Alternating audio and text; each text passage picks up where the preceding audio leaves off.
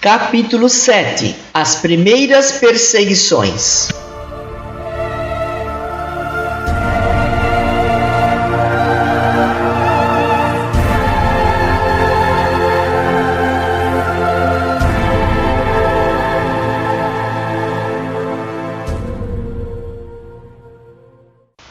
Saulo de Tarso, nas características de sua impulsividade, deixou-se empolgar pela ideia de vingança, impressionado com o desassombro de Estevão em face da sua autoridade e da sua fama. A seu ver, o pregador do Evangelho infligira-lhe humilhações públicas que impunham reparações equivalentes. Todos os círculos de Jerusalém, não obstante o curto prazo da sua nova permanência na cidade, não escondiam a admiração que lhe votavam. Os intelectuais do templo estimavam nele uma personalidade vigorosa, um guia seguro, tomando-o por mestre no racionalismo superior.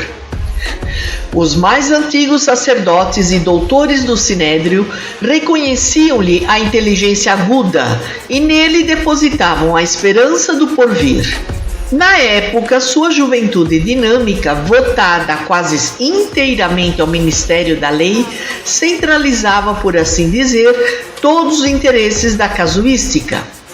Com a argúcia psicológica que o caracterizava, o jovem tarsense conhecia o papel que Jerusalém lhe destinava. Assim, as controvérsias de Estevão doíam-lhe nas fibras mais sensíveis do coração. No fundo, seu ressentimento era apanágio de uma juventude ardorosa e sincera. Entretanto, a vaidade ferida, o orgulho racial, o instinto de domínio toldavam-lhe a retina espiritual. No âmago das suas reflexões, odiava aquele Cristo crucificado porque detestava a Estevão, considerado então como perigoso inimigo. Não poderia tolerar qualquer expressão daquela doutrina aparentemente simples, mas que vinha abalar o fundamento dos princípios estabelecidos. Perseguiria inflexivelmente o caminho na pessoa de quantos lhe estivessem associados. Mobilizaria intencionalmente todas as simpatias de que dispunha para multiplicar a devassa imprescindível. Certo, deveria contar com as admoestações conciliatórias de um Gamaliel e de outros raros espíritos que, a seu ver, se deixariam embair pela filosofia de bondade que os galileus haviam suscitado com as novas escrituras. Mas estava convencido de que a maioria farisaica, em função política, ficaria ao seu lado, animando-o na empresa começada. No dia seguinte, à prisão de Estevão, procurou arregimentar as primeiras forças com a máxima habilidade. A carta de simpatia para o amplo movimento de perseguição que pretendia efetuar, visitou as personalidades mais eminentes do judaísmo, abstendo-se, contudo, de procurar a cooperação das autoridades reconhecidamente pacifistas. A inspiração dos prudentes não o interessava, necessitava de temperamentos análogos ao seu, para que o cometimento não falhasse. Depois de concertar largo projeto entre os compatrícios, solicitou uma audiência da corte provincial para obter o apoio dos romanos encarregados da solução de todos os assuntos políticos da província. O procurador, apesar de residir oficialmente em Cesareia, estagiava na cidade e ali tivera notícias dos fatos interessantes recebendo a petição do prestigioso doutor da lei, hipotecou-lhe solidariedade plena, elogiando as providências em perspectiva.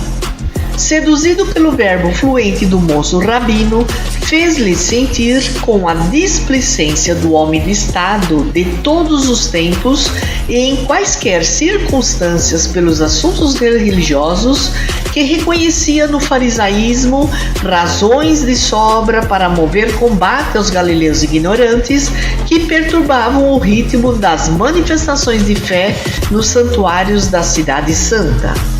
Concretizando as promessas, concedeu imediatamente ao movo de Tarso a necessária outorga para o feito colimado, ressalvando naturalmente os direitos de natureza política, que a suprema autoridade romana devia manter intangíveis. Entretanto, bastava ao novel rabino a adesão dos poderes públicos aos projetos aventados.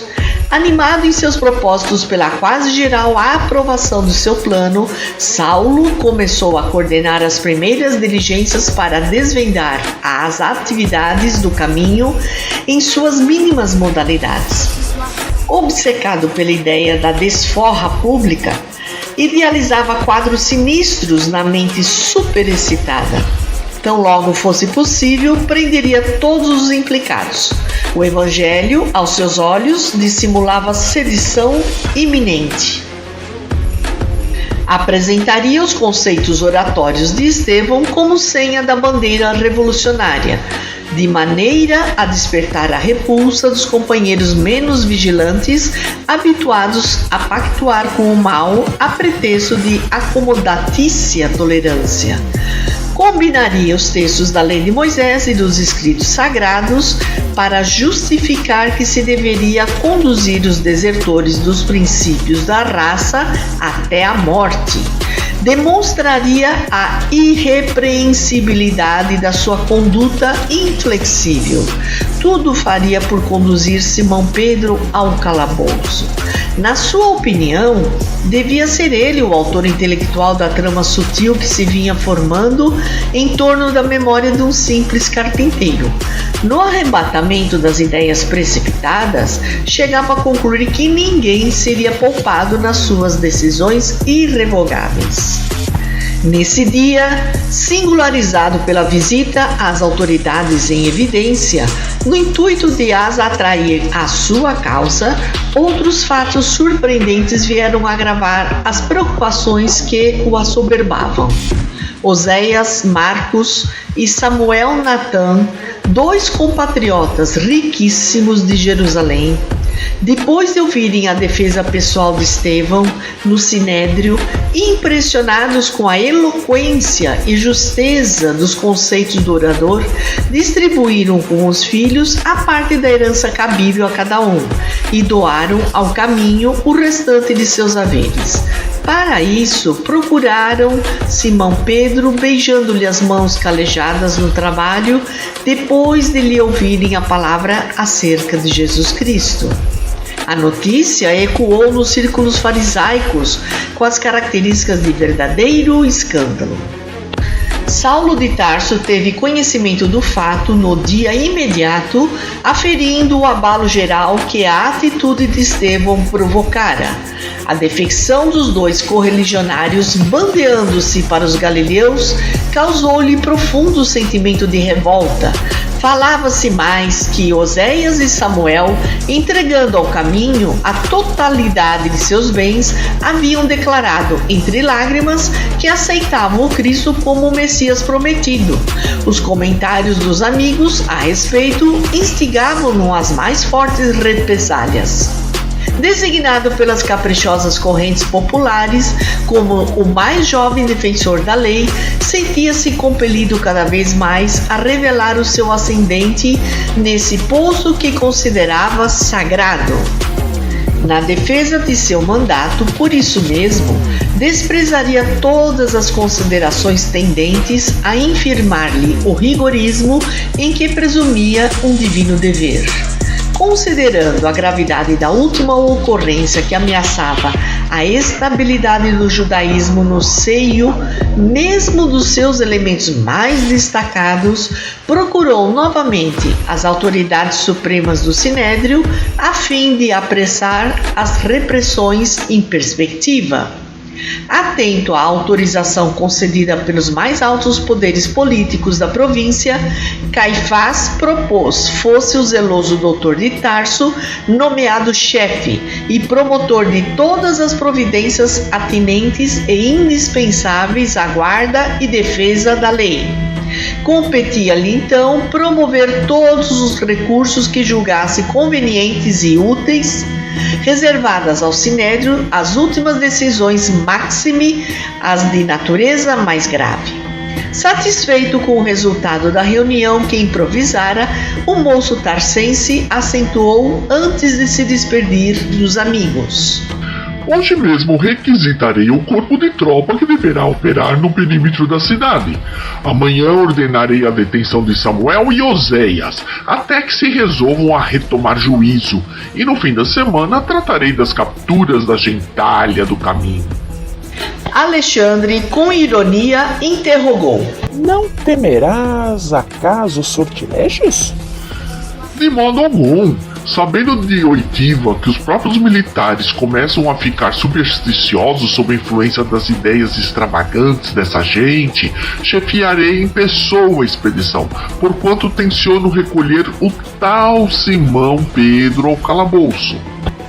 Um dos presentes perguntou admirado: Simão Pedro? Por que não? Sabes o motivo da ausência de Gamaliel ao nosso encontro de hoje? Não. É que, a convite desse mesmo Simão, ele foi observar as instalações e os feitos do caminho. Não achas tudo isso extremamente curioso? Temos, de maneira geral, a impressão de que o chefe humilde dos galileus, desaprovando a atitude de Estevão perante o Sinédrio, deseja recompor a situação, buscando aproximar-se da nossa autoridade administrativa. Quem sabe? Talvez tudo isso seja útil. No mínimo, é bem possível estejamos caminhando para a necessária reharmonização. Saulo mostrava-se mais que surpreso, porque estupefato. Mas que venha a ser tudo isso? Gamaliel visitando o Carminho? Chega a duvidar da sua integridade mental. E Alexandre interveio: Mas sabemos que o mestre sempre pautou seus atos e pensamentos com a máxima correção. Era justo se negasse a tal convite em consideração a nós outros? Entretanto, se tal não fez, é igualmente preciso não desacatemos a deliberação tomada, certo com a nobreza de objetivos que sempre o inspirou. Saulo, contrafeito, disse algo. De acordo. Entretanto, apesar da amizade e gratidão que lhe consagro, nem mesmo Gamaliel poderá modificar minhas resoluções. É possível que Simão Pedro se justifique, saindo ileso das provas a que será submetido, mas, seja como for, terá de ser conduzido ao cárcere para as necessárias inquirições. Desconfio da sua aparente humildade. Com que fim se abalançaria ele a deixar suas redes para arvorar-se em benfeitor gracioso dos pobres de Jerusalém? Veja em tudo isso propósito de sedução, que não deve andar muito longe. Os mais humildes e ignorantes caminham à frente dos perigos. Os senhores da destruição aparecem depois. A palestra animou-se ainda algum tempo em torno da expectativa geral dos acontecimentos que se aproximavam, até que Saulo se despediu e voltou para casa, disposto a assentar os últimos detalhes do seu plano. A prisão de Estevão tivera, na igreja modesta do caminho, ampla repercussão, despertando justificados receios aos apóstolos da Galileia. Pedro recebera a notícia com profunda tristeza. Encontrara no rapaz de Corinto um auxiliar devotado e um irmão. Além disso, pela nobreza de suas qualidades afetivas, Estevão se tornara uma figura central a focalizar todas as atenções.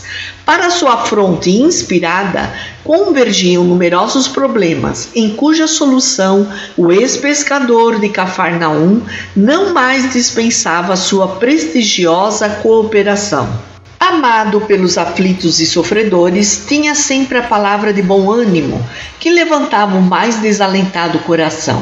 Pedro e João preocuparam-se mais por amor que por quaisquer outras considerações. Entretanto, Tiago, filho de Alfeu, não conseguia disfarçar seu desgosto em face da conduta desassombrada do irmão de fé. que não hesitaram em afrontar os poderes farisaicos dos senhores da situação. Na opinião dele, Estevão andara errado no capítulo das exortações.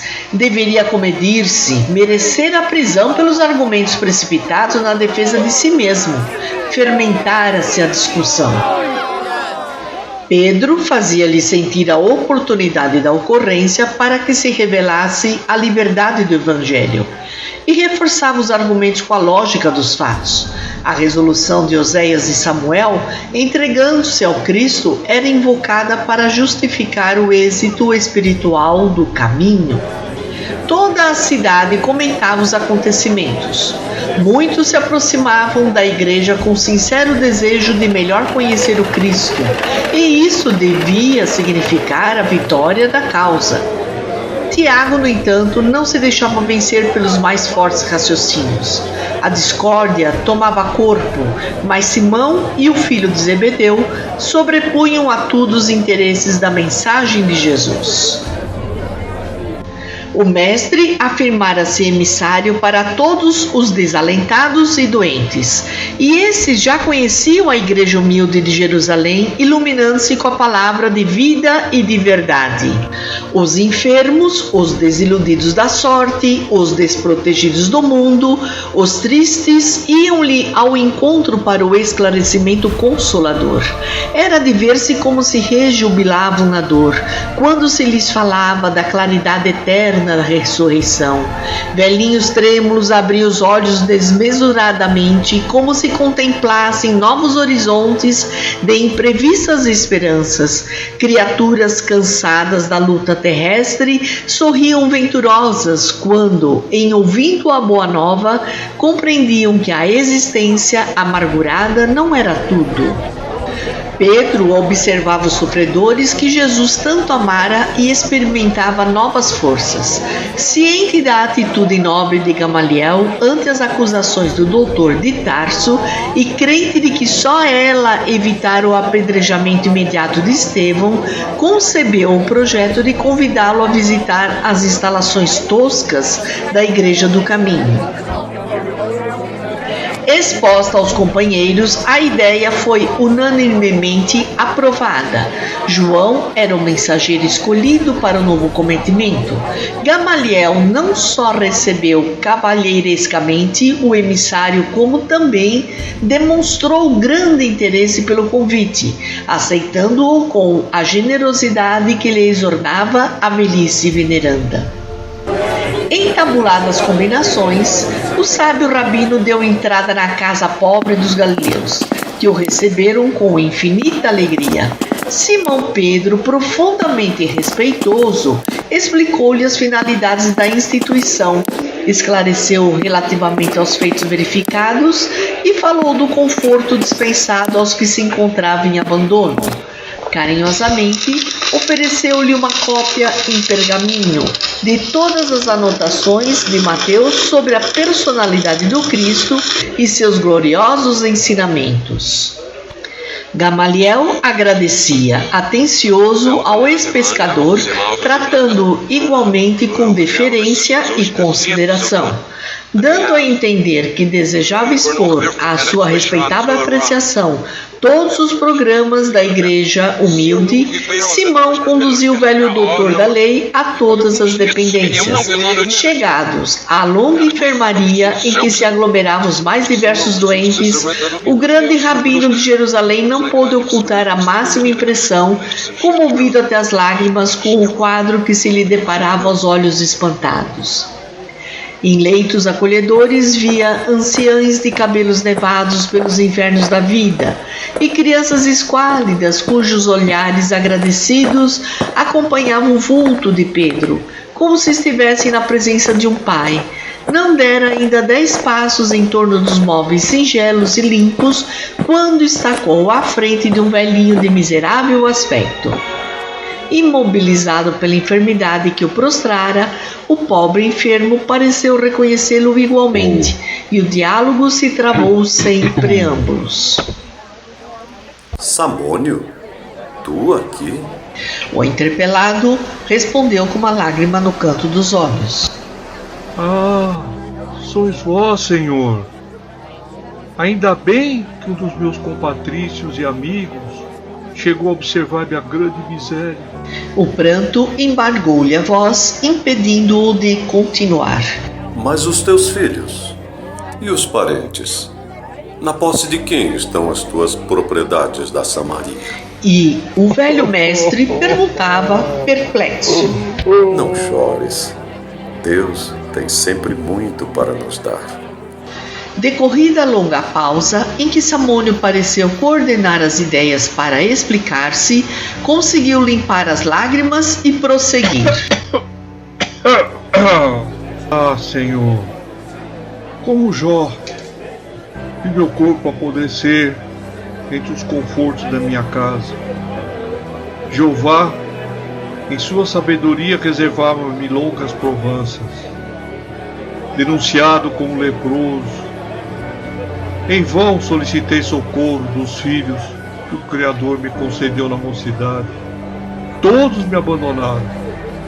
Familiares deram-se pressa em partir, deixando-me sozinho.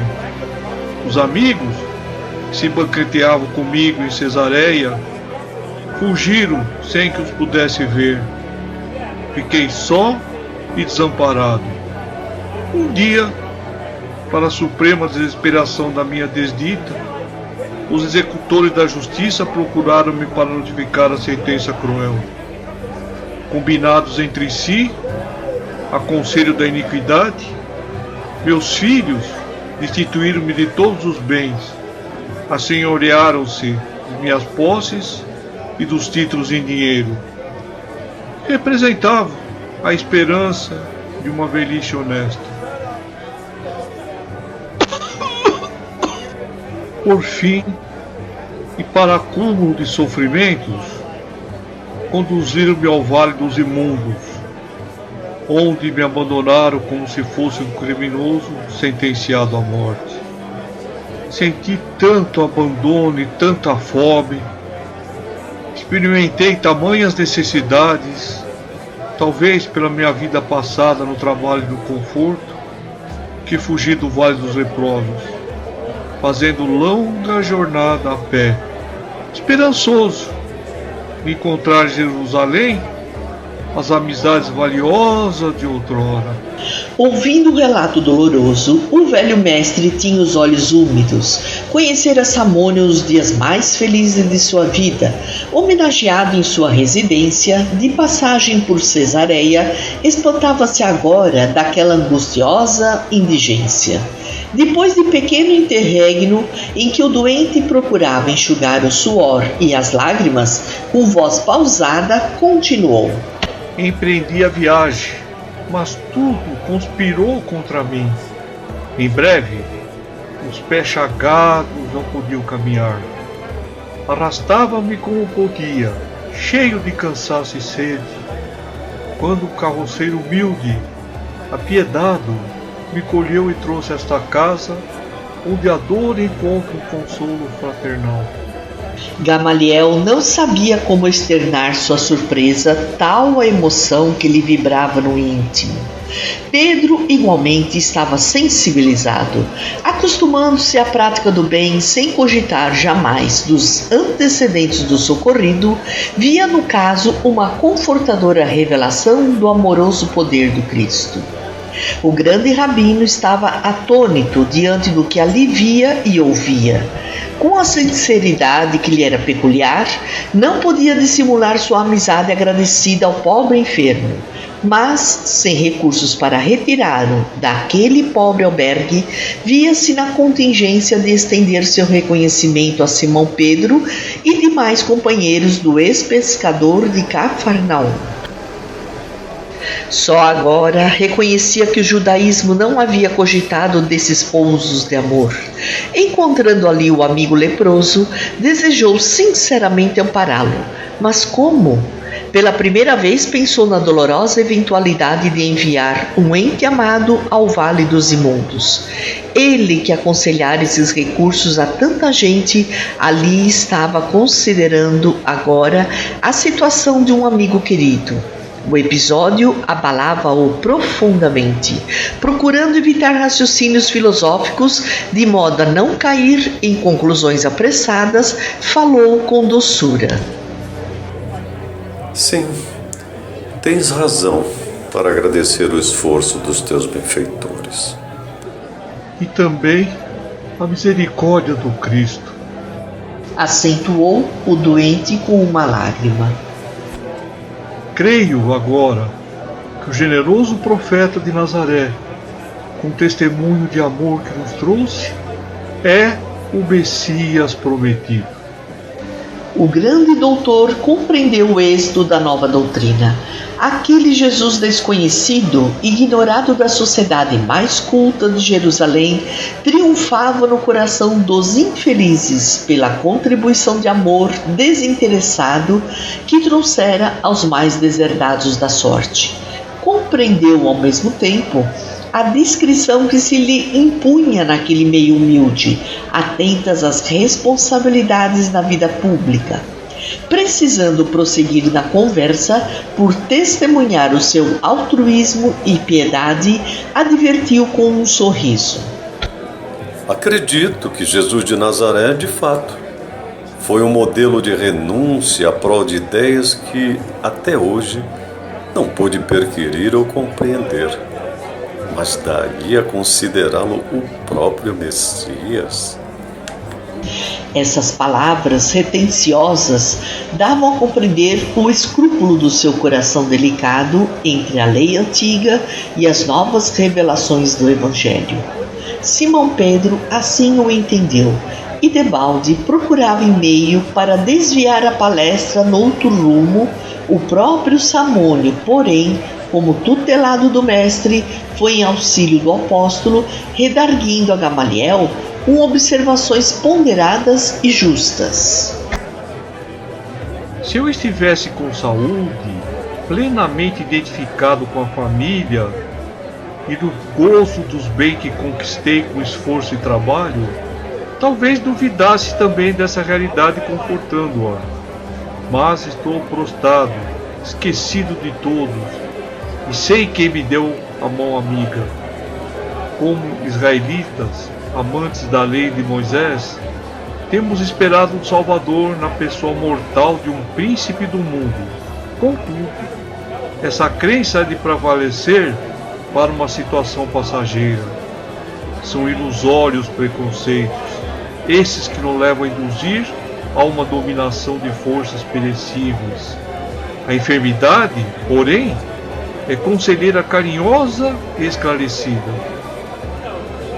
De que nos valeria um profeta que salvasse o mundo para depois desaparecer entre as misérias anônimas de um corpo apodrecido?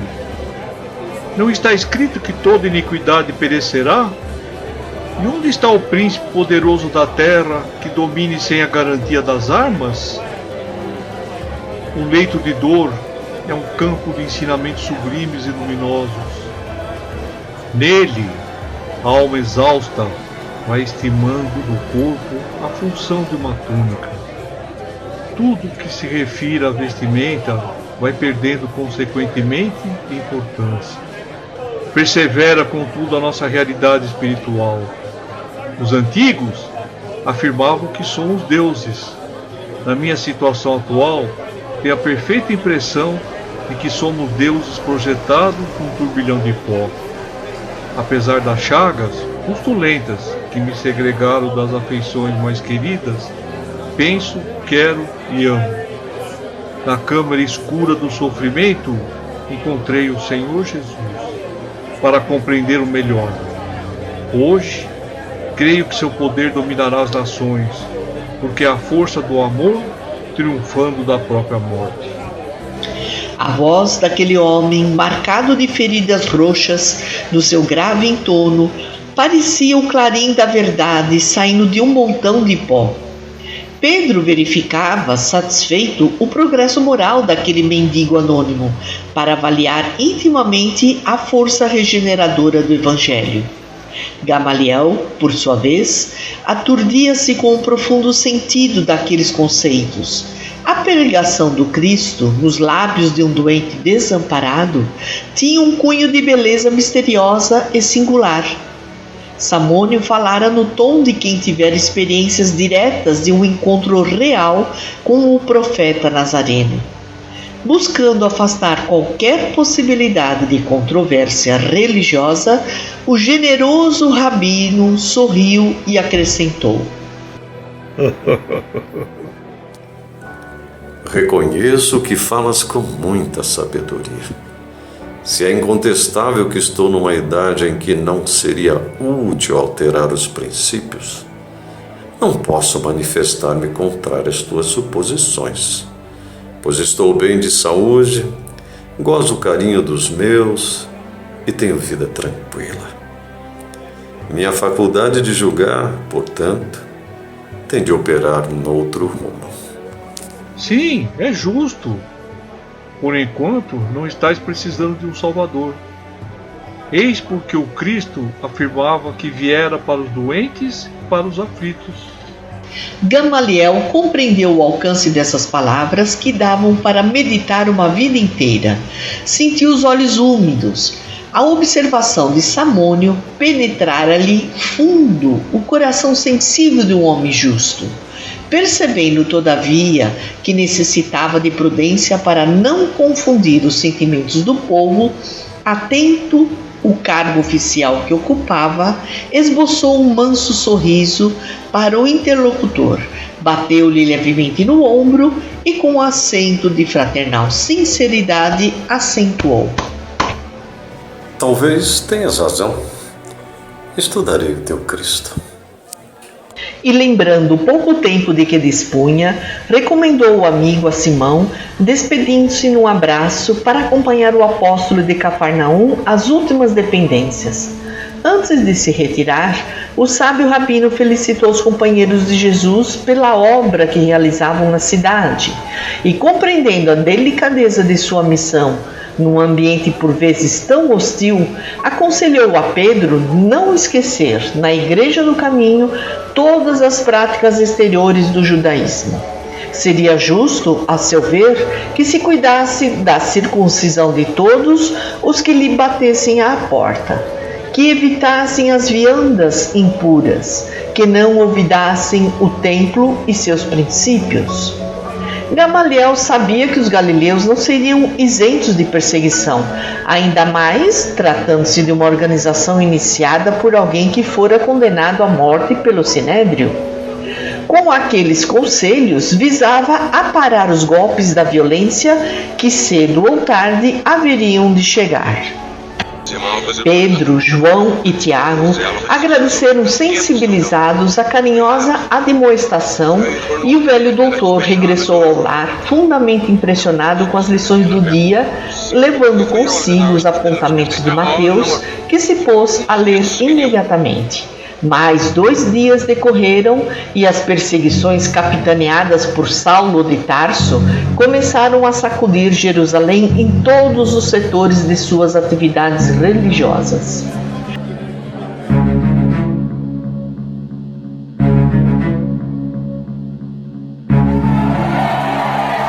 Oséias, Marcos e Samuel Natan foram presos sem nota de culpa, a fim de responderem a rigoroso inquérito.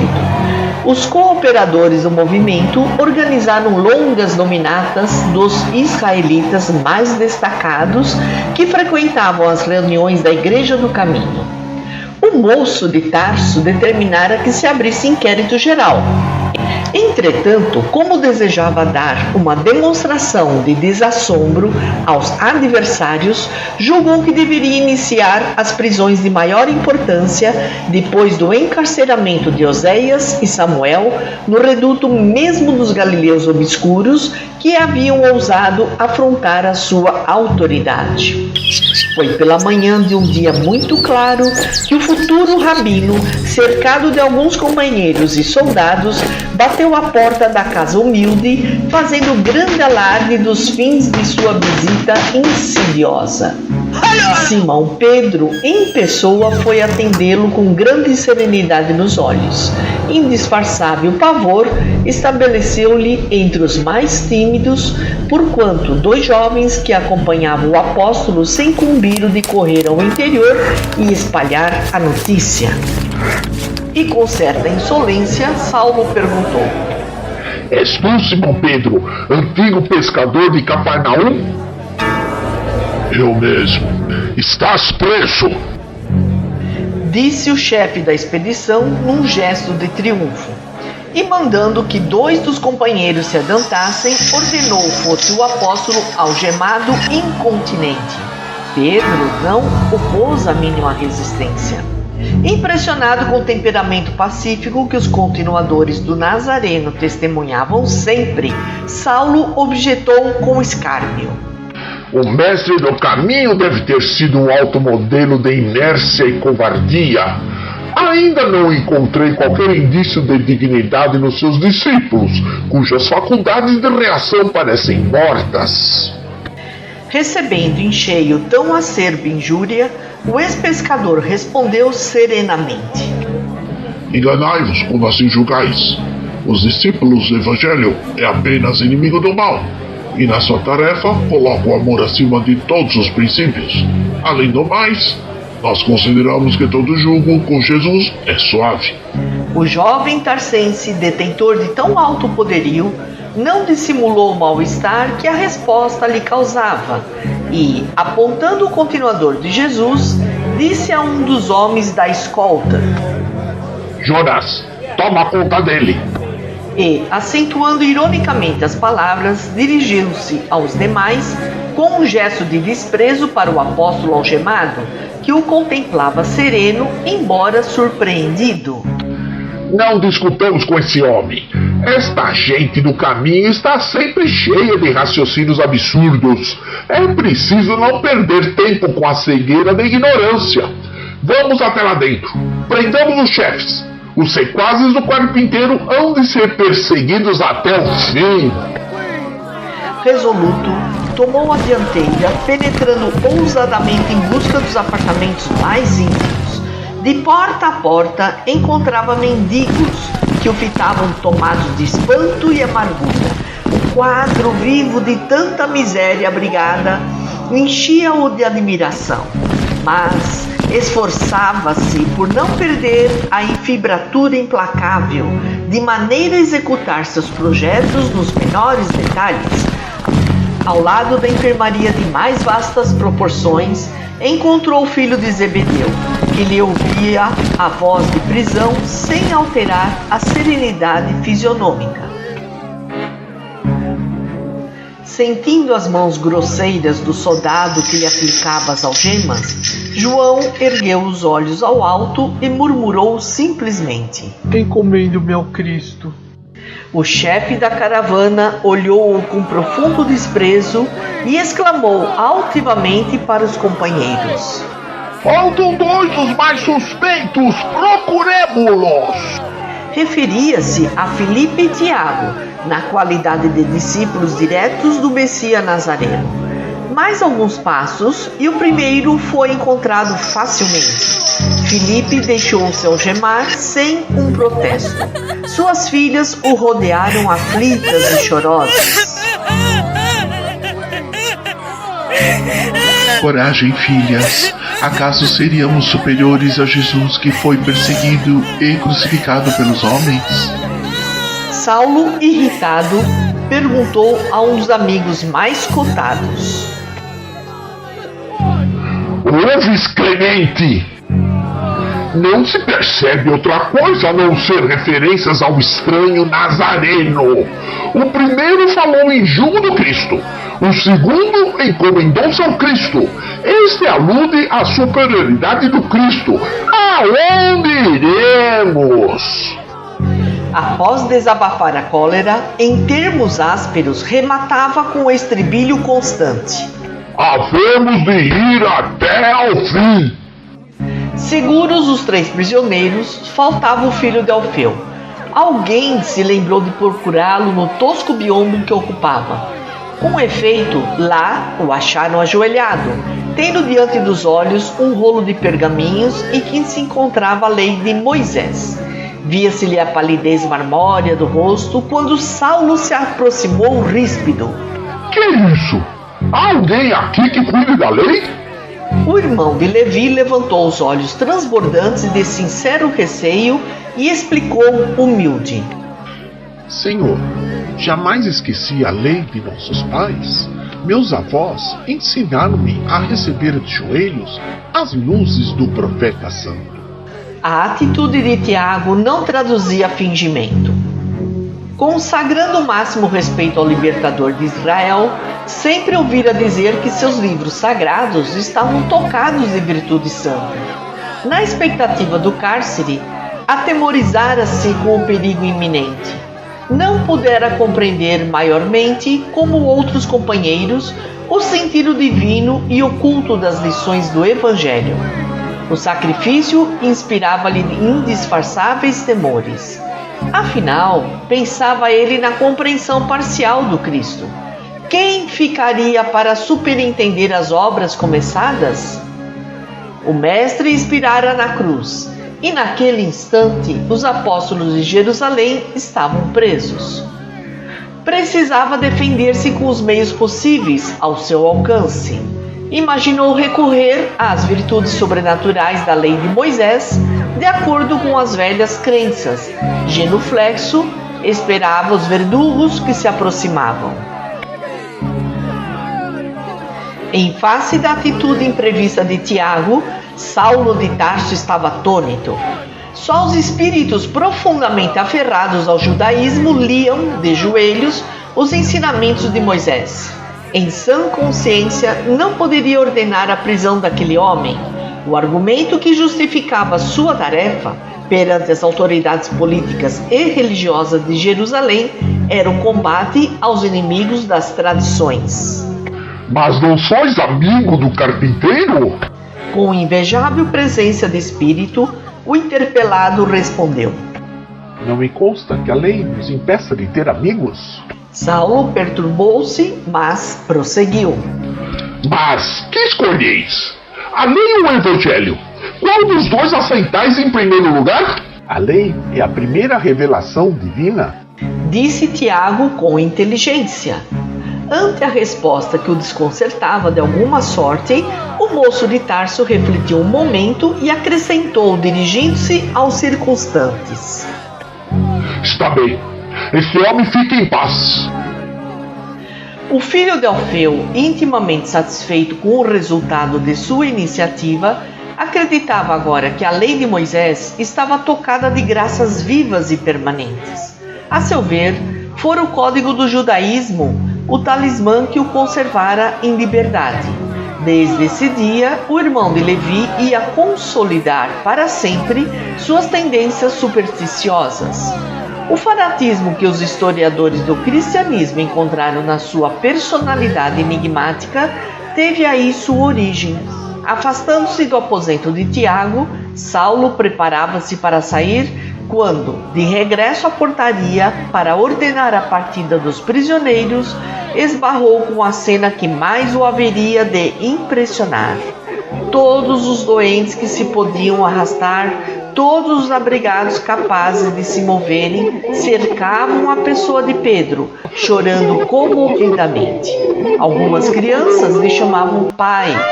Anciães trêmulos osculavam-lhe as mãos. Uma velhinha debulhada em pranto perguntava: Ai, quem se compadecerá de nós agora? Um órfão afetuoso, abraçando-se ao prisioneiro, disse: Meu pai, aonde vão levar-vos? O apóstolo respondia: Vou ao monte, filho. E se vos matarem? Tornava o pequenino com uma grande interrogação nos olhos azuis. Encontrar-me-ei com o mestre e voltarei com ele. Esclarecia Pedro bondosamente.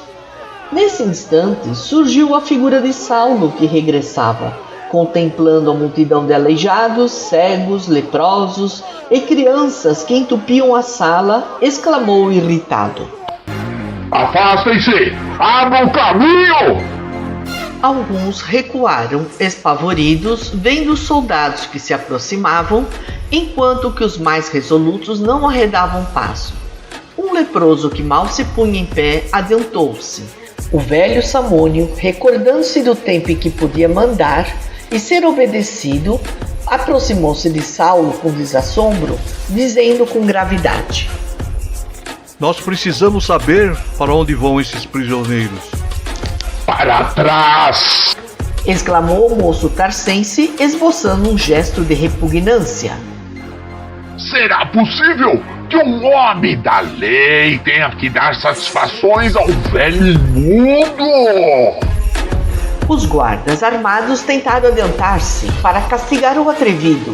No entanto, a lepra defendia Samônio dos seus ataques. Prevalecendo-se da situação, o antigo proprietário de Cesareia revidou com firmeza: O homem da lei não precisa prestar contas senão a Deus, quando no exato cumprimento dos seus deveres, mas, nesta casa, falo os códigos de humanidade. Para vós, eu sou imundo, mas para Simão Pedro, sou irmão. Prendeis os bons e libertais os maus. Onde é a vossa justiça? Crede somente no Deus dos exércitos? É indispensável saberdes se o Eterno é o fator supremo da ordem, o Evangelho nos ensina a buscar em sua providência o carinho de um pai. Em ouvindo aquela voz digna, que fluía da miséria e do sofrimento como um apelo de desesperação, Saulo quedara-se admirado. O mendigo, entretanto, depois de longa pausa, prosseguia resoluto: Onde estão as vossas casas de arrimo aos oprimidos da sorte? Quando vos lembrastes de um asilo para os mais infelizes, enganai-vos se supordes inércia em nossa atitude. Os fariseus levaram Jesus ao calvário da crucificação, privando os necessitados da sua presença inefável. Por haver praticado o bem, Estevão foi metido no cárcere. Agora, o Sinédrio requisita os apóstolos do caminho, retribuindo-lhes a bondade com a escuridão do calabouço. Mas estáis equivocados. Nós, os miseráveis de Jerusalém, haveremos de lutar convosco. De Simão Pedro, nós disputaremos a própria sombra, se vos negardes a atender nossas súplicas. Importa lembrar-vos que somos leprosos, hein?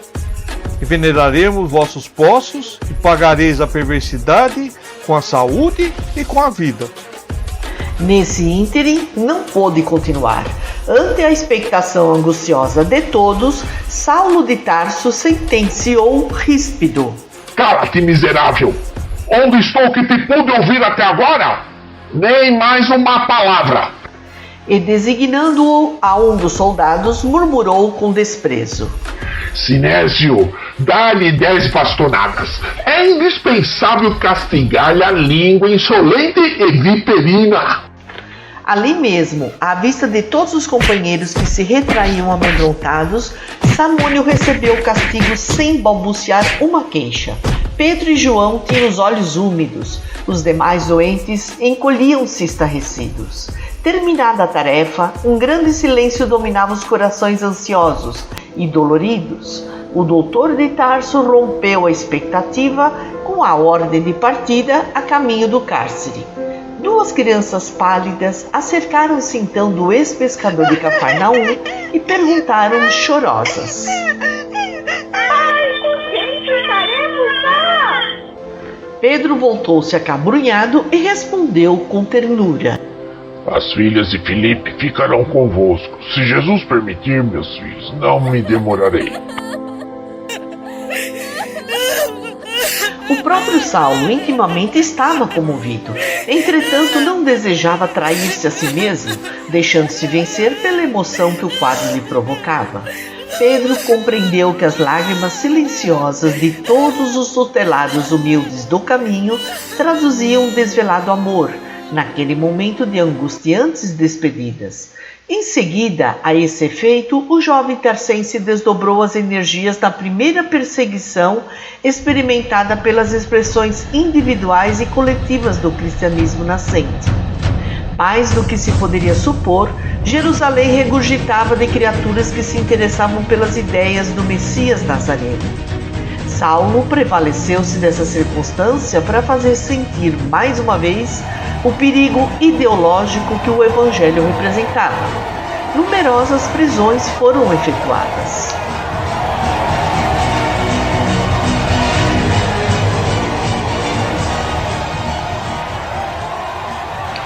Na cidade, iniciara-se um êxodo de grandes proporções. Os amigos do caminho, com possibilidades financeiras, preferiam encetar vida nova na Idumeia ou na Arábia, na Cilícia ou na Síria. Os que podiam escapavam ao rigor dos inquéritos violentos, iniciados com retumbanças de escândalo público. As personalidades mais eminentes eram metidas na prisão, incomunicáveis, mas os anônimos e humildes, os da plebe, sofriam grandes vexames na dependência do tribunal, onde se faziam os interrogatórios. Os guardas assalariados por Saulo para a execução do nefando trabalho excediam-se nos abusos. És o caminho de Cristo Jesus? Perguntava um dos guardas a uma desventurada mulher com risinhos de ironia. Eu? E que fosse fazer nas suas assembleias sediciosas? Fui buscar um remédio para um filhinho doente. Em face da negativa, o preposto do Sinédrio parecia acalmar-se, mas logo exclamava para um dos auxiliares: Muito bem, a interrogada pode ir em paz. Antes, porém, de retirar-se, manda o regulamento se lhe aplique alguns golpes de chalfalho. E era inútil resistir. Naquele tribunal singular, por longos dias seguidos, verificaram-se punições de toda espécie. Das respostas do querelado dependiam o encarceramento, os açoites, o chalfalho, as bastonadas, as macerações e os apurros. Saulo tornara-se a mola central do movimento terrível e execrado por todos os simpatizantes do caminho. Multiplicando energias, visitava diariamente os núcleos de serviço a que costumava chamar Expurgo de Jerusalém, desenvolvendo atividades pasmosa, dentro da qual mantinha vigilância constante das autoridades administrativas, encorajava os auxiliares e prepostos, instigava outros perseguidores dos princípios de Jesus, sem deixar arrefecer-se o zelo religioso do Sinédrio. Dentro de uma semana, após as prisões efetuadas na Igreja Modesta, realizava-se a memorável sessão em que Pedro, João e Filipe deveriam ser julgados. A assembleia excepcional despertara a maior curiosidade. Lá se congregavam todas as personalidades eminentes do farisaísmo dominante. Gamaliel compareceu, dando mostras de profundo abatimento.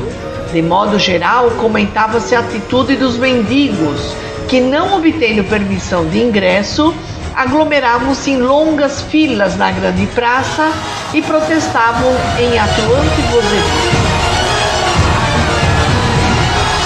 Debalde aplicavam-lhes bastonadas à torto e à direito, porque a turba de miseráveis assumira proporções nunca vistas.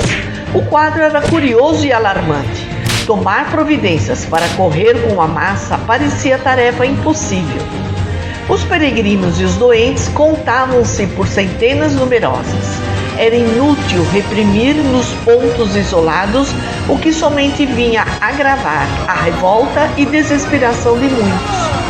Em altos brados reclamavam a liberdade de Simão Pedro, exigiam em tumulto a sua libertação como se exigissem um legado de seu legítimo direito.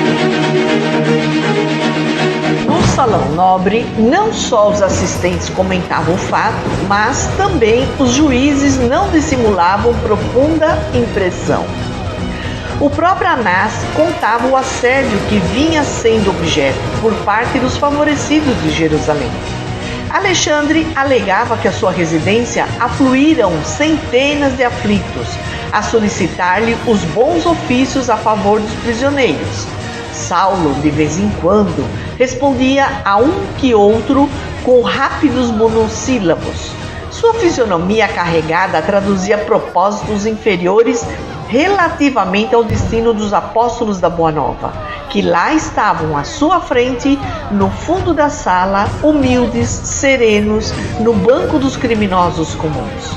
Viu-se então que Gamaliel se detinha com o sumo sacerdote em conversação íntima, que durou alguns minutos e despertava grande curiosidade entre os colegas.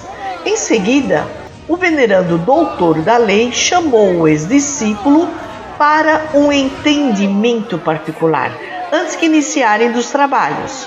Os colegas perceberam que o rabino tolerante e generoso ia advogar a causa dos continuadores do Nazareno. Qual a sentença a ser proposta para os prisioneiros?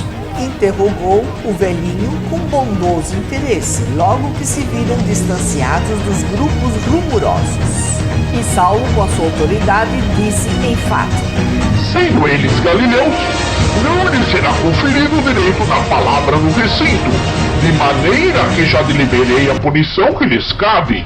Vou propor a morte dos três, com a de Estevão, pelo apedrejamento. Que dizes? Não vejo outro recurso. Precisamos extirpar pela raiz os males que começam. Acredito que, se encararmos o movimento com tolerância, teremos o prestígio do judaísmo abalado por nossas próprias mãos. Entretanto, Saulo, devo invocar o ascendente que tenho em tua formação espiritual para defender estes homens da pena de morte.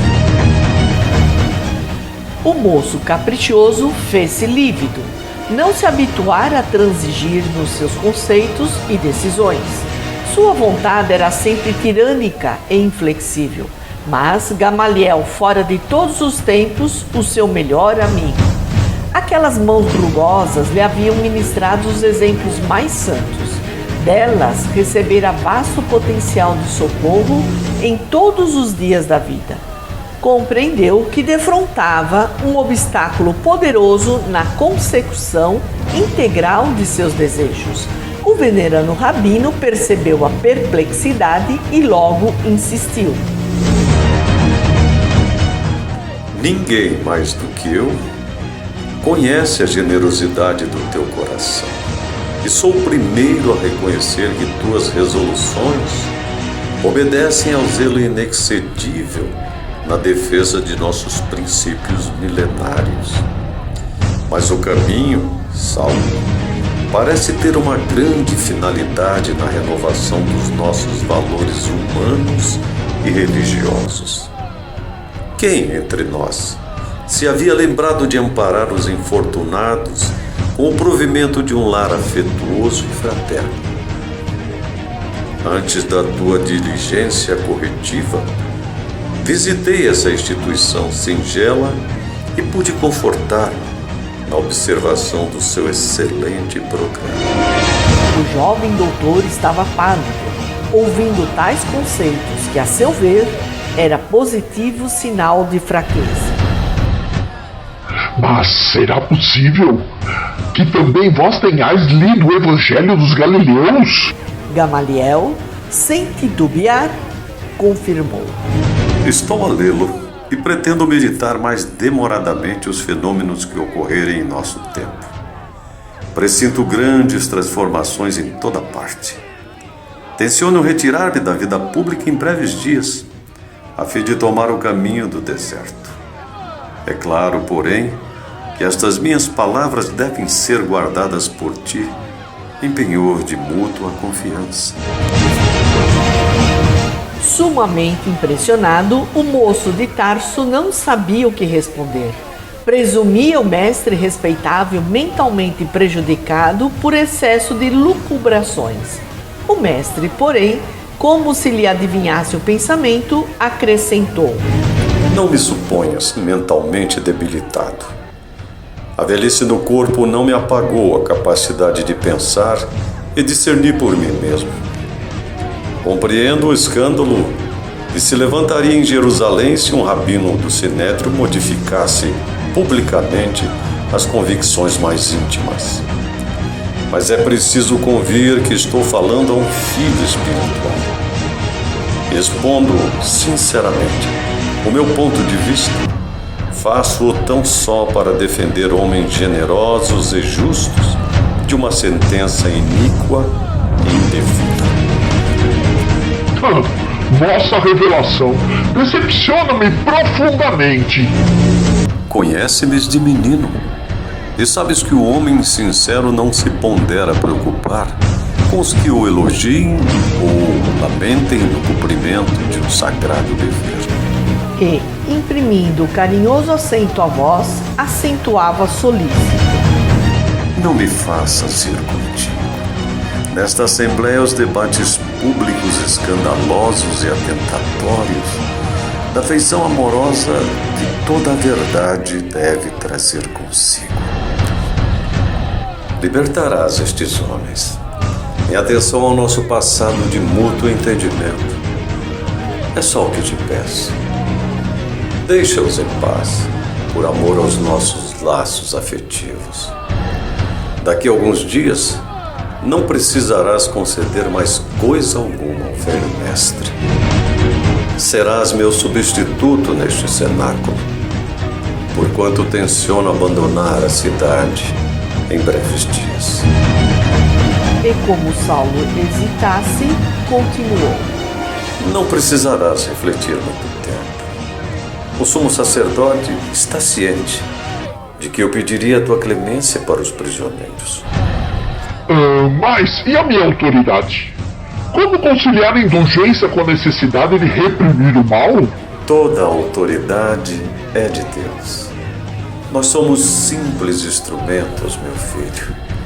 Ninguém se diminuirá por ser bom e tolerante.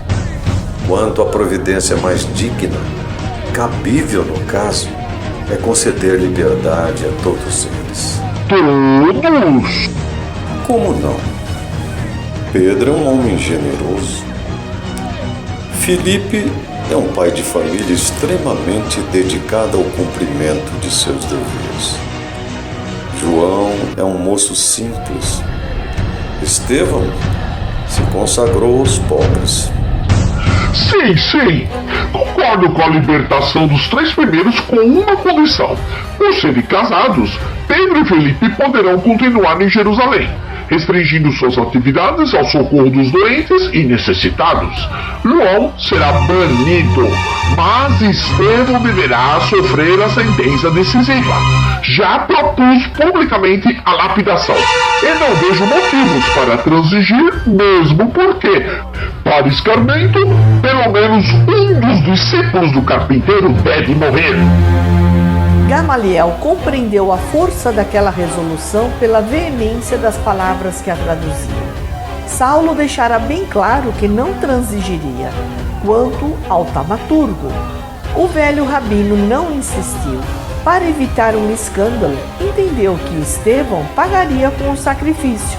Aliás, considerando o temperamento voluntarioso do ex-discípulo, a quem a cidade havia conferido atribuições tão vastas, já não era pouco obter demência para os 3 homens justos, consagrados ao bem comum. Compreendendo a situação, acentuou o respeitável rabino.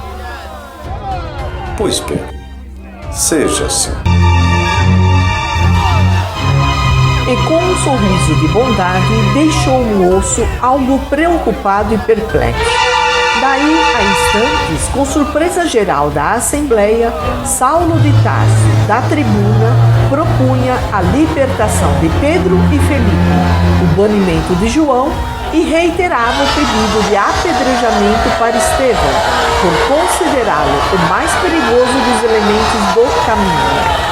As autoridades do Sinédrio, apreciando os alvitres com satisfação, por saberem que a medida agradaria a turba numerosa, afirmaram seu unânime consentimento e a morte de Estevão foi aprazada para uma semana depois, convidando Saulo, os amigos, para a triste cerimônia pública a que ele próprio haveria de presidir.